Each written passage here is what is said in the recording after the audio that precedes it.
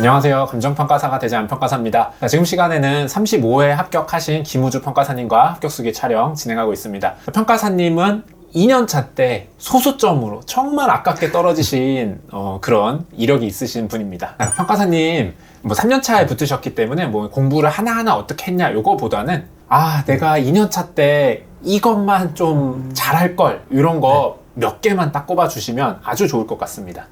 네. 일단 첫 번째 포인트로 공부하는 과정에서 법규와 관련된 이야기를 조금 하고 싶습니다. 제가 사실 2년차 때 처음에 강사 선택에서 조금 애를 먹었었습니다. 처음에 법규의 기본 강의를 듣고 이제 처음에 그 공부를 따라갔었는데 저는 법규를 처음 접하다 보니까 정말 외계어 같더라고요. 그러다 보니까 과목에 대한 흥미도 조금 잃었었습니다. 그 시기가 2차를 시작하고 한 3개월 정도 됐을 때인데 그때 저는 좀 늦은 결정을 내렸었습니다. 강사님을 바꿔보자 라는 생각을 해서 저는 그때 랜데잇 올패스, 랜데잇 안평가사님 강의로 진입을 하게 됐었습니다. 지금 생각해보면 저는 좀 늦게 강사를 변경을 했다 보니까 안평가사님이 올려주시는 기본 강의나 이런 커리큘럼들을 다 어느 정도 뒤늦게 따라갔었거든요. 그래서 그때 내주시는 과제는 당연히 저는 2년차 내내 하나도 제출을 못했었고 계속 그냥 강의만 듣고 저 혼자 복습하고 이런 플랜이 지속됐었는데 강사 선택을 처음부터 잘 한다라는 거는 조금 어려울 수도 있지만 최대한 나한테 맞는 강사를 빠르게 결정해서 그 강사님의 내주시는 타임 플랜을 그대로 따라갔었다면 내가 조금 더 좋은 점수를 받을 수 있지 않았을까? 아니면 더 공부를 편하게 할 수 있지 않았을까라는 생각이 듭니다. 한 3개월 정도 약간 시행착오를 겪은 게 일단 좀 원인 중에 하나였다. 네, 맞습니다. 근데 사실 예전에 들었던 강사님을 선택한 것도 알아보고 했을 거 아니에요?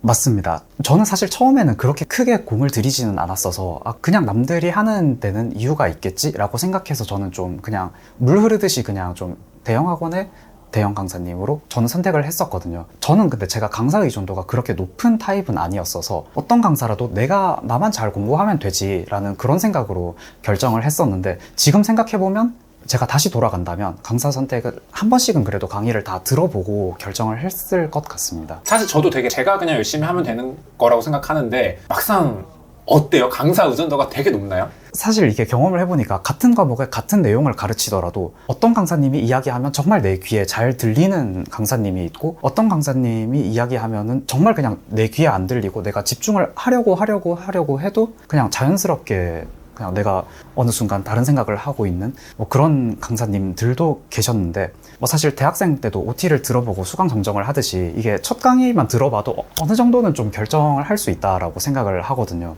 그래서 그런 부분에 있어서 좀 다양한 강사님들을 다 들어보고 이 강사님들의 적어도 커리큘럼은 어떤지 그런 거라도 한번 내가 판단을 해보는 게 좋지 않을까 그런 생각이 듭니다. 그냥 여쭤보는데 실무 이론 법규 중에 강사님 의존도가 가장 높은 거 순서대로 가장 낮은 건 어떤 건지. 제가 생각하는 1순위는 저는 압도적으로 법규였고 2순위가 실무, 세 번째가 이론이었습니다. 각각의 과목에 대해서 제가 생각하는 이유를 말해보자면 저는 기본적으로 법 지식에 대한 베이스가 없었기 때문에 서술형 법 시험을 어떻게 문제를 내고 이 문제를 어떻게 풀어야 되고 어떻게 답안을 써야 되는지 자체에 대한 이해가 없다 보니까 그냥 기본적으로 법규에 대한 내용을 배우면 내가 이거를 언제 어떻게 쓰고 이게 답안에 어떤 식으로 구성이 되는지 자체를 몰랐었습니다. 그러니까 모르는 채로 그냥 하자승계에 대한 법리를 따로 배우고 법령 보충 행정 규칙은 어떤 것이다 이렇게 개념 습득식으로 공부를 하다 보니까 나중 되면 그때그때 했던 것들은 조금 외우고 기억이 났었는데 이게 문제를 풀 때 어떻게 답안에 녹여내고 그러니까 사안을 해결해야 되는지 자체에 대한 이해가 전혀 없었거든요. 제가 생각했을 때는 전체적으로 법규란 어떤 과목이다 이런 로드맵을 제시를 해주고 기본적으로 행정법과 토지보상법은 어떠한 법이다 라는 거에 대한 내용과 기본적인 설명이 있다면 법규를 처음 공부하는 사람이 시험에 진입했을 때 크게 수험기간을 단축할 수 있다고 생각합니다. 맞아요. 저도 법규 때문에 떨어져 본 사람으로서 300% 공감합니다. 처음이 너무 어려워요, 법규가. 그래서 처음은 어쨌든 강사가 만들어주는 거니까 법규 과목만큼은 강사 의존도가 진짜 높은 것 같아요. 네, 맞습니다. 네. 제가 첨언을 한 가지 하자면 제가 사실 2년 반의 공부 기간 중에서 제가 가장 어려웠던 순간이 2차 법규 처음 진입할 때였습니다. 그때만큼은 강사의 도움을 받은 게 나의 수험 전체에 있어서 가장 컸다. 그렇게 말씀드릴 수 있을 것 같습니다. 그럼 강사 의존도가 가장 낮은 게 이론이다. 네, 이거는 맞습니다. 네. 좀 설명해 주시겠어요? 네. 사실 제가 기본적으로 증권사에 있었다 보니까 사실은 저는 뭐 세계경제, 실물경제에 대한 글쓰기 이런 것들은 사실 정말 많이 했었던 부분이거든요. 사실 이론 기출 문제 이런 것들을 보는데 뭐 금리가 부동산 시장에 미치는 영향? 문제가 이런 것들이 나오길래 나 그럼 이거 한 30페이지도 쓰겠는데? 사실 처음에 좀 그렇게 생각을 했어요. 그리고 이론은 사실 교재를 보시면 이제 법규랑 다른 점이 이론은 사실 내가 모르는 내용이 단 하나도 없거든요. 사실은 그냥 다 아는 내용인데 이거를 용어를 최유효 이용이라고 붙이고 약간 이런 느낌이라서 사실 처음에 이론을 공부할 때는 어느 정도의 배경 지식과 그리고 감정평가사 시험에 진입할 정도로 뭐 글쓰기에 자신이 있다라고 하시면 크게 이론에 있어서는 그래도 좀 강사 의존도가 낮다고 할 수 있을 것 같습니다. 그러면 이게 1등, 2등, 3등은 알겠는데 약간 네. 강사님 의존도의 어떤 네. 점수, 퍼센티지, 중요도를 주신다면? 좀 이거를 계량화해보면 저는 일단 법규를 일단 100으로 놓고 법규가 저는 압도적으로 제일 컸기 때문에 법규를 100으로 놓으면 실무가 30, 이론이 20 정도. 근데 저는 그만큼 차이가 많이 났습니다. 네, 알겠습니다. 네, 저도 이거 공감하는 게 일단 법규는 무조건이고 초기에 강사님이 얼마나 네. 빠르게 잡아주느냐가 그 앞에 성패를 좀 좌우하는 것 같고 물론 이제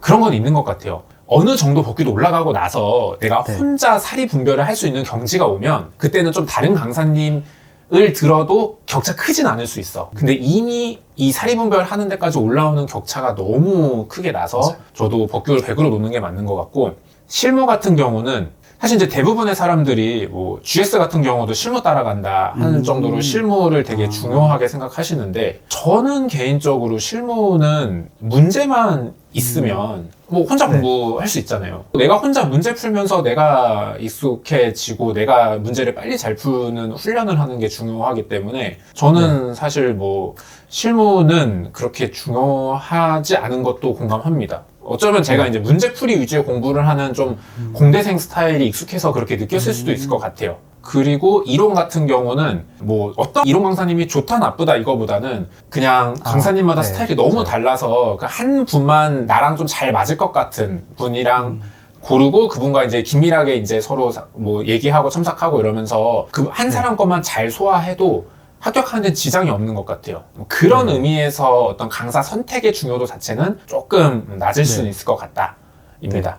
그리고 이 GS 강사 선택에 있어서 그냥 저도 한번 이런 고민을 했었기 때문에 한번 저도 그냥 말씀을 드리면 이게 근데 모든 수험생들이 사실은 현실적으로 겪을 문제라고 생각하는 게 학원의 올패스를 보통은 결제하고 GS를 그대로 따라가게 되다 보니까 그 학원의 모든 강사님이 맞으면 너무 좋겠지만 사실은 그런 경우가 흔치는 않거든요. 저도 그래서 처음에 올패스를 바로 바꾼 게 아니라 저는 법규 때문에 바꿨기 때문에 법규를 먼저 올패스를 결제하고 뒤따라서 안평가사님의 GS를 그대로 따라가야 되겠네 라고 생각을 해서 학원 전체를 옮긴 케이스입니다. 그래서 현실적으로 수험생의 입장에서 실무, 이론, 법규 중에 한 강사를 선택해서 학원을 결정하고 GS를 결정해야 된다면 저는 법규가 가장 좀 우선순위에 있어야 되지 않을까라는 개인적인 생각이 있습니다. 저도 공감합니다. 근데 제가 보기에는 여기에 약간 이제 오해하시면 안 되는 게 법규는 초반에 여기까지 올릴 때까지는 다른 사람이랑 일단 호환이 안 돼. 근데 네. 여기까지 내가 올라왔으면 그때는 제가 보기에는 좀 이렇게